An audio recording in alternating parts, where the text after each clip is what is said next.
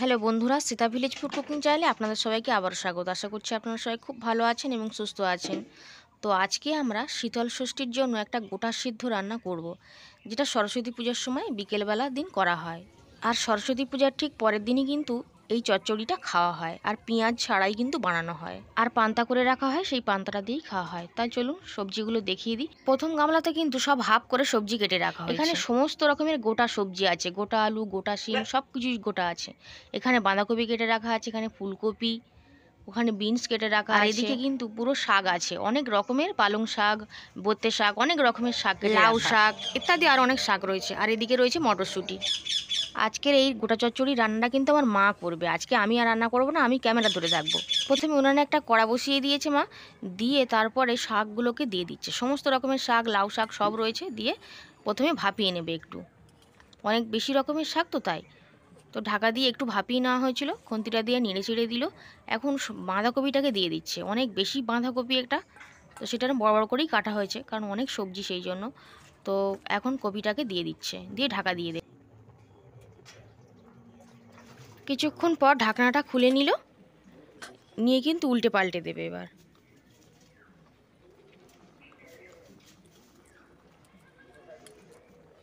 বন্ধুরা, এই রান্নাটা করতে একটু সময় লাগে, কিন্তু এই চচ্চড়িটা এইরকমভাবে অনেকে হয়তো রান্না করে না, সবাই সমস্ত সবজিগুলোকেও ভাপিয়ে নেয়, কিন্তু আমাদের সমস্ত সবজিগুলো কিন্তু ভেজে নেয় মা সবসময়, ছোটোবেলা থেকেই দেখে আসছি। তো আমরা ওইভাবেই করি। তো সমস্ত শাকটা এবং বাঁধাকপি সেদ্ধ করা হয়ে গেছে, মার উল্টে পাল্টে দিয়ে ফের ঢাকা দিয়ে সেদ্ধ করে নিয়েছে। এবার একটা ফুটো গামলিকে বসিয়ে দিয়ে শাকগুলো থেকে জলটা ঝেড়ে নেওয়া হলো। তারপর কড়াইতে তেল দিয়ে দিয়েছে, যে গোটা সবজি যেগুলো রয়েছে সেগুলো কিন্তু এভাবে ভেজে নেওয়া হবে। তো প্রথমে মা বেগুনগুলোকে দিয়ে দিয়েছে, দিয়ে তেলের উপর এরকমভাবে নাড়াচাড়া করে কিন্তু ভেজে নেব। এরপর বিন কড়াই এবং শিমগুলোকে দিয়ে দেওয়া হয়েছে, এবং গোটা আলু আছে, এগুলোকেও এরকমভাবে তেলের উপর ভেজে নেওয়া হবে। তা লবণ দিয়ে দিয়েছে যাতে তাড়াতাড়ি ভাজাটা হয়ে যাবে, আর ঢাকা দিয়ে কিন্তু ভেজে নেওয়া হবে। ঢাকা দিয়ে ভাজলে কি হয়, তাড়াতাড়ি কিন্তু ভাজাটা হয়ে যায়। দেখুন খুব ভালোভাবে ভাজাটা হয়ে গেছে। তো এই সময় মা খুন্তিটা দিয়ে একটা গামলা বাটিতে না একটা হাঁড়িতে তুলে রাখছে। এরপরে আলুগুলো দিয়ে দিচ্ছে, দিয়ে আলুগুলোকেও কিন্তু একটু টাইম নিয়ে ভেজে নেবে। নুন দিয়ে দিয়েছে যাতে তাড়াতাড়ি ভাজাটা হয়ে যায়, একটু নাড়াচাড়া করেই কিন্তু ঢাকা দিয়ে দেবে।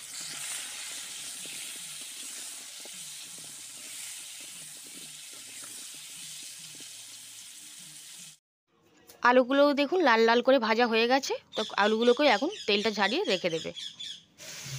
আর এবার এরকম কুচো আলু নিয়ে নিয়েছে, এগুলো কিন্তু সবই গোটা আলু, কোনোভাবেই চিড়ে রাখা নেই। তো কুচো আলুগুলোকেও দিয়ে দিয়েছে, এগুলো সবই কিন্তু গোটা গোটাই ভাজা হবে, আর ভাজতে ভাজতেই সেদ্ধ হয়ে যাবে। আর এইটাকে দেখানো হয়নি, এটা হচ্ছে সজনে ফুল, এটা কিন্তু দিতেই হয় আজকের চচ্চড়িতে, অল্প 2-4টে হলেও দিতে হয়।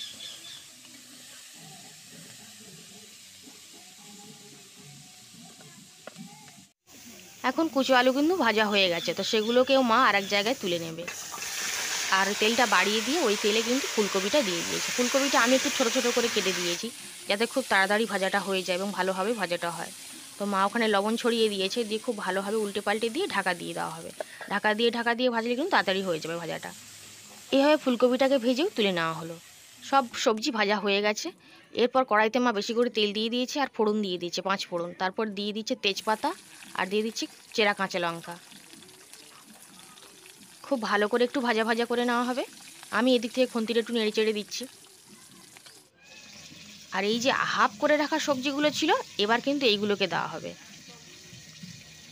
আর আমরা কিন্তু একটা কড়াতে ধরবে না, কড়া যথেষ্ট ছোট, তো সেই জন্য একটা কড়াই ধরে না, সেই জন্য আমরা দুবার করে কিন্তু রান্না করবো। সব সবজি ভেজে নেওয়া হবে, কিন্তু দুভাগ করে রান্না করা হবে। আর এই সবজিটা কিন্তু সবটাই দিয়ে দেওয়া হবে। এগুলো সব হাফ করে করে কেটে রেখেছি। তো এটাকেও কড়ার উপরে দিয়ে খুব ভালো করে ভেজে নেওয়া হবে। 1 চামচ মতন লবণ এখানে দিয়ে দেওয়া হলো, দিয়ে খুন্তিটা দিয়ে নাড়াচাড়া করে দিচ্ছি। আমি এখন খুন্তিটা দিয়ে নাড়াচাড়া করছি একটু। ভাজতে ভাজতে দেখুন অনেকটাই ভাজা ভাজা হয়ে গেছে। এই সময় মা কুচো আলু আর বড় আলুটাকে দিয়ে দিচ্ছে, কারণ এগুলো দিলে কী হবে, এগুলো তো সেদ্ধ হবে, আর এগুলো ভাজাও আছে, একটু সেদ্ধ হয়ে দরকার আছে বড় বড় আলু, তাই সেই জন্য আলুটাকে কিন্তু আগে দেওয়া হলো। এবার অন্যান্য যে বিনসগুলো, যে সিমগুলো ভেজে রাখা হয়েছিল, সেগুলোকেও দিয়ে দেওয়া হলো, দিয়ে কিন্তু এগুলোকেও 2-3 মিনিট একটু সবার সঙ্গে ভেজে নেওয়া হবে। আর দিয়ে দিচ্ছি লবণ। দিয়ে আরও কিছুক্ষণ একটু উল্টো পাল্টা নিচ্ছে। বেশি ভাজবার দরকার নেই, ভাজাই সবজি। আর এই সময় কিন্তু সবজিটা ভাজার সময় কিন্তু মা অনেকটা পরিমাণে আদা দিয়ে দিয়েছিল, যেটা কিন্তু আমি ক্যামেরায় ধরতে পারিনি। তো আদাটা কিন্তু দিতেই হয়। এখন মা দিয়ে দিচ্ছে হলুদ, একটু বেশি পরিমাণেই দেবে, কারণ শাক দেবে, বাঁধাকপি দেবে, তো সেই জন্য 3 চামচ হলুদ দিয়ে দিল। হলুদটা দিয়ে নাড়িয়ে চাড়িয়ে দিচ্ছে।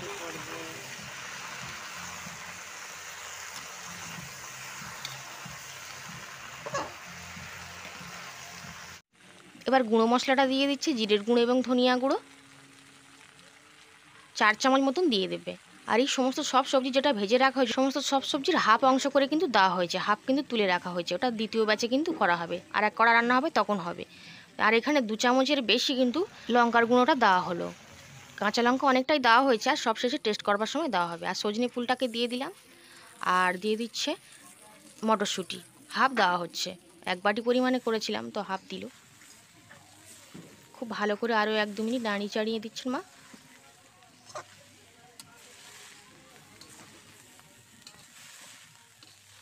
সব শেষে মা দিয়ে দিচ্ছে আগে থেকে সেদ্ধ করে রাখা বাঁধাকপি এবং পালং শাক, অনেক রকমের শাক, হাফ অংশটা দিয়ে দেওয়া হয়েছে।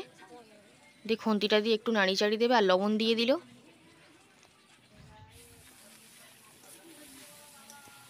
খুব ভালো করে নাড়িয়ে চাড়িয়ে দেওয়া হবে। কষানো কমপ্লিট। তো এখানে মা হচ্ছে এই বাটির কিন্তু হাফ বাটি জল দিয়ে দেবে, পুরো বাটি কিন্তু নয়, এতেই কিন্তু শাকটা সেদ্ধ হয়ে যাবে। আর সবার শেষে আমরা ফুলকপিটা দিতে ভুলে গেছিলাম, তো ফুলকপিটা দিয়ে দেওয়া হচ্ছে। যেহেতু ফুলকপি ছোটো করে কেটে রাখা হয়েছিল, তা মা বলেছিল সবার শেষেই দেবো, নইলে কিন্তু গলে যাবে।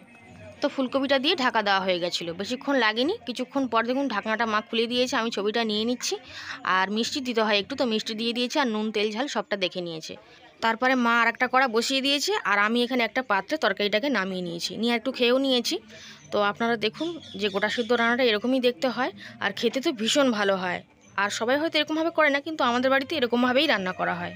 গোটা সেদ্ধ রান্নাটা কেমন হয়েছে কমেন্টে অবশ্যই জানাবেন, আর ভালো লাগলে লাইক, শেয়ার এবং সাবস্ক্রাইব করবেন। আজ তাহলে এই পর্যন্তই, আবার হাজির হয়ে যাবো অন্য কোনো রেসিপিতে। আজ তাহলে আসলাম।